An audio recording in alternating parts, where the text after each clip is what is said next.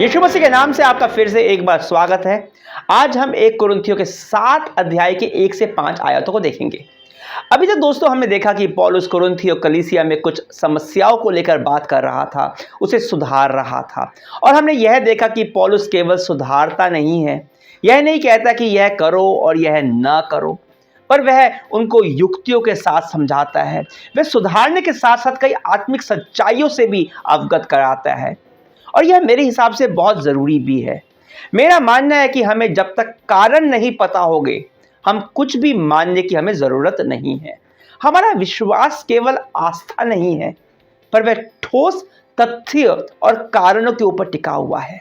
परमेश्वर को अच्छा लगता है जब हम सवाल पूछते हैं, अहंकारी सवाल नहीं, घमंडी सवाल नहीं, वाद विवाद करने वाले सवाल नहीं, पर एक बच्चे की तरह पूछते हैं, जानने के लिए परमेश्वर अपनी योजना मुझे बता।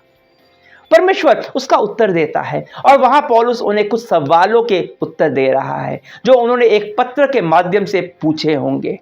अब वह पत्र तो बाइबल में नहीं है, पर हम इस पत्र को पढ़कर समझ सकते हैं कि इस पत्र में पौलुस केवल उन्हें डांट या सुधार नहीं रहा है, पर वह अब कुछ सवालों के उत्तर भी दे रहा है जो उन्होंने पत्र लिखकर पूछे थे। और जब भी वह उत्तर देता है, वह ऐसा करो या ऐसा करो की आज्ञा नहीं देता।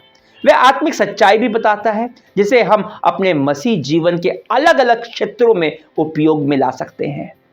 तो 1 कुरिन्थियों का 7 अध्याय विशेष तौर पर विवाह और वैवाहिक संबंधों को लेकर है।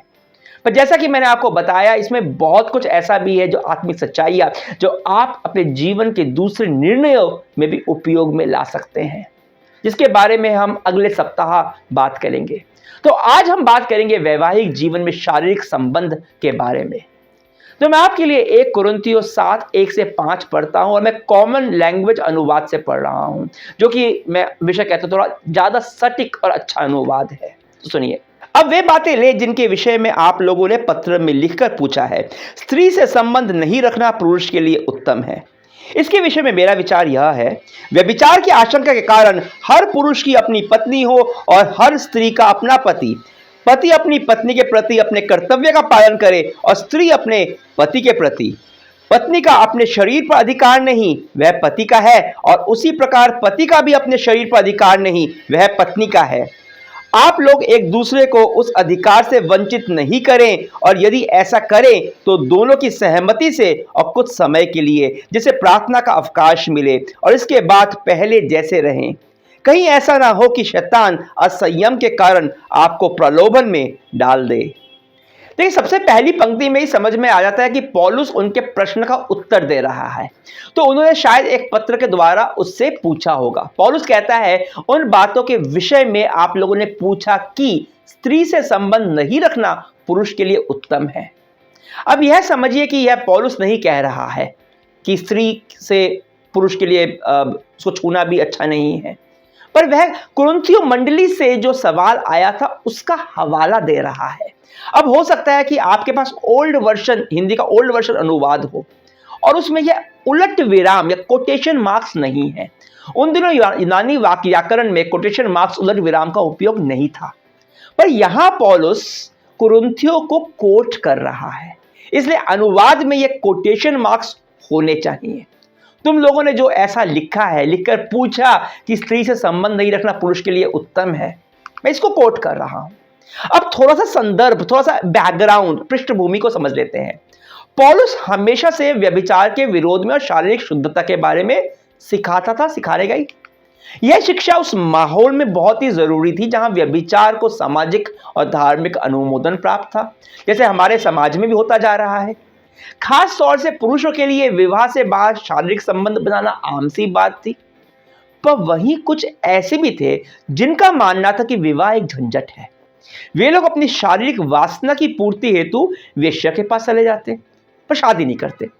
पर कुछ को लगता है कि ब्रह्मचर्य का पालन करना ही सबसे ज्यादा उचित है। अब पिछले अध्याय में पौलुस व्यभिचार के बारे में बोल रहा था, वेश्यागमन के बारे में बोल रहा था। इसको लेकर कुछ लोगों की प्रतिक्रिया यह थी कि अच्छा, तो फिर यही होगा कि पुरुष स्त्री को छुए ही ना, ब्रह्मचर्य का पालन करे। पर यह दिखाता है कि लोग एक संतुलित दृष्टिकोण न अपनाते हुए कैसे एक अति से दूसरी अति पर चले जाते हैं। जैसे या तो मैं जो मन में आए वो खाऊं या बिल्कुल खाना पीना छोड़ के बैठ जाऊं। दो अति। पौलुस कह रहा था कि व्यभिचार से दूर रहो, वे कहते हैं अच्छा है कोई पुरुष स्त्री से संबंध न रखे, और इस स्त्री में उनकी पत्नी भी शामिल थी। आप देखेंगे कि हमारे देश में भी ब्रह्मचार्य को बहुत ऊंचा स्थान दिया गया है। कई ईसाई मत ऐसे हैं जहां याजक बनने के लिए ब्रह्मचर्य का पालन करना पड़ता है। कर पाते कि नहीं कर पाते वो तो मेरे को पता नहीं, पर पौलुस ब्रह्मचार्य के विरोध में नहीं है। इसके बारे में हम कल बात करेंगे। पर पौलुस उन लोगों से कह रहा है कि व्यभिचार से बचने के लिए अच्छा है कि विवाह किया जाए। पुरुष की अपनी पत्नी हो और स्त्री का अपना पति, और जब आप विवाहित हैं तो आपके एक दूसरे के प्रति कुछ कर्तव्य है, कुछ दायित्व है। हम इस बात से इनकार नहीं कर सकते कि यौन संबंधी प्रलोभन, सेक्सुअल टेम्पटेशन बहुत ही प्रबल प्रलोभन है जो व्यभिचार का प्रमुख कारण भी है। और हमें यह भी नहीं भूलना चाहिए कि स्त्री पुरुष के बीच शारीरिक संबंध की इच्छा परमेश्वर ने ही हमें दी है। यह एक उपहार है परमेश्वर का, जो पति पत्नी के प्रेम की शारीरिक अभिव्यक्ति है। यह दोनों को सुख देता है, वे भावनात्मक रूप से और करीब आते हैं, एक जिस्म एक जान हो जाते हैं, और यह प्रजनन के लिए भी आवश्यक है। यह शुरू से ही परमेश्वर की योजना थी, पर मनुष्य ने पाप के वश में आकर इस उपहार को विभिन्न प्रकार से विकृत कर दिया है। पौलुस इस पूरे अध्याय में साफ करता है कि वासना में जलने से अच्छा है कि आप विवाह करें, पर वह यह भी नहीं कहता कि केवल वासना की पूर्ति हेतु विवाह करें। परंतु अगर आप विवाहित हैं तो जरूरी है कि पति पत्नी का एक दूसरे की ओर जो कर्तव्य है, जो कर्तव्य है, उसे पूरा निभाए। आजकल दंपतियों के बीच में दो तरह की समस्या आमतौर पर पाई जाती है जो मैंने देखी हैं, जहां यह आयातें व्यावहारिक रूप से बात करती हैं। एक मैंने देखा है कि पति या पत्नी काम काज में या फिर सेविकाई में या जो कुछ भी वो करते हैं उसमें इतने अधिक व्यस्त हो जाते हैं कि शारीरिक संबंधों का पर बुरा असर पड़ता है, और यह उनके बीच में दूरी पैदा करता है। और कई बार दूरी इतनी हो जाती है कि अपनी शारीरिक इच्छा को पूरी करने के लिए वो लोग पर स्त्री या पर पुरुष के पास जाते हैं, और यह व्यभिचार का कारण बनता है। दूसरा एक रवैया मैंने देखा है कि पति या पत्नी शारीरिक वासना का उपयोग, अपनी जो शारीरिक जरूरत है उसका उपयोग एक दूसरे से अपने हिसाब से एक दूसरे को चलाने के लिए करते हैं, मैनिपुलेट करने के लिए करते हैं, एक दूसरे को नियंत्रण करने के लिए करते हैं। कुछ मनमुटाव हुआ जी, मेरी बात नहीं मानी तो जी चले गए अकेले सोने के लिए। पौलुस कहता है कि ऐसे कारणों से पति या पत्नी जब एक दूसरे से दूर रहते हैं, यह उनका स्वार्थ है। चौथी आयत में स्पष्ट करता है कि पति का अपने शरीर पर अधिकार नहीं है, पर पत्नी का है, और पत्नी के शरीर पर अधिकार उसके पति का है, और आप एक दूसरे को उसके अधिकार से वंचित नहीं कर सकते। उनको उनका अधिकार देना आपका कर्तव्य है। अब बाइबल के बारे में जो मुझे प्रभावित करता है वह यह है कि दोनों के कर्तव्य की बात की गई है। एक तो बाइबल बहुत ही व्यावहारिक किताब है, वो सिर्फ आत्मिक चीज़ों के बारे में बात नहीं करती, वो आजकल की रोज़मर्रा की चीज़ों के बारे में, हमारी ज़रूरतों के बारे में बात करती है। और दूसरी बात जो मेरे को प्रभावित करती है बाइबल के बारे में कि ये दोनों के कर्तव्य के बारे में बात करती है, दोनों तरफ से। क्योंकि कई संस्कृति के अंदर, यहाँ तक कि हमारे देश में ही कई बार कर्तव्य सिर्फ स्त्री का है, स्त्री का मात है, पर पुरुष का नहीं। पुरुष चाहे जो मर्जी करे, पर पौलुस कहता है यह दोनों का परस्पर एक दूसरे की तरफ कर्तव्य है, और जो कुछ भी हो वह आपसी सहमति से हो। कई बार होता है कि आप शारीरिक संबंध से कुछ समय के लिए दूर रहना चाहें या फिर रहना पड़े, तो पौलुस कहता है 5 आयत में तो ऐसा कर सकते हैं, पर दोनों की सहमति से कुछ समय के लिए, जिससे प्रार्थना के लिए आपको अवकाश मिले।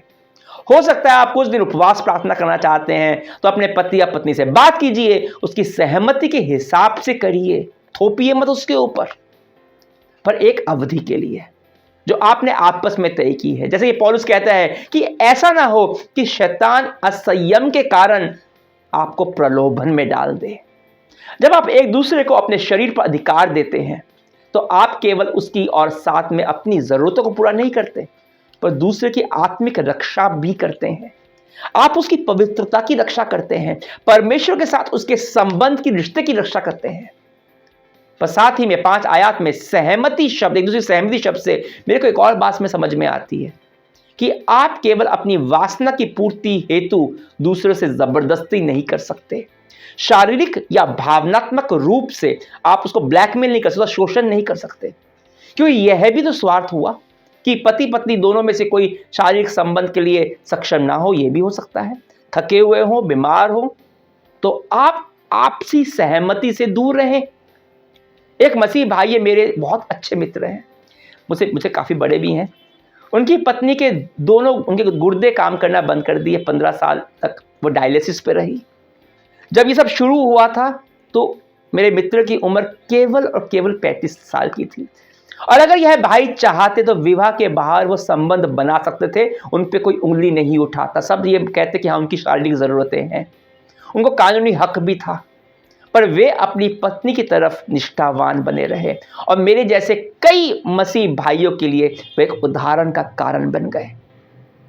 आज समाप्त करने से पहले मैं आपसे कहना चाहूँगा कि एक विश्वासी परिवार जो कि पति और पत्नी से बनता है, वह यीशु की कलीसिया का सबसे छोटा स्वरूप है, जहाँ स्वार्थ की, अहंकार की कोई जगह नहीं है, पर जहाँ प्रेम का वास होना चाहिए, जहाँ एक दूसरे के प्रति समर्पण हो, त्याग हो, जहाँ आप अपने से पहले दूसरे की सोचें।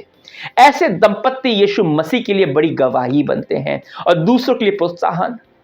ध्यान रखिए, विवाह दो के बीच का संबंध नहीं है, पर 3 लोगों के बीच एक रिश्ता है, पति, पत्नी और यीशु मसीह। अगर आप विवाहित हैं तो यीशु मसीह को अपने विवाह का स्तंभ, उसे अपने केंद्र बिंदु बनाइए। आपका जीवन स्वर्ग से कम नहीं होगा। तो आज का संदेश आपको कैसा लगा कमेंट्स में बताइए, लाइक कीजिए, शेयर कीजिए, और अगर आप चैनल पर नए हैं तो सब्सक्राइब करके बेल आइकन को जरूर दबाइए, ताकि रोज सोमवार से शुक्रवार आपको नए अध्ययन मिलते रहें और आपका आत्मिक उन्नति होती रहे। तो कल हम ब्रह्मचर्य के बारे में बात करेंगे। क्या ब्रह्मचर्य विवाह से बेहतर है? अकेले रहना विवाह से बेहतर है? तो कल हाजिर होता हूं। आपके जीवन में परमेश्वर की महिमा हो।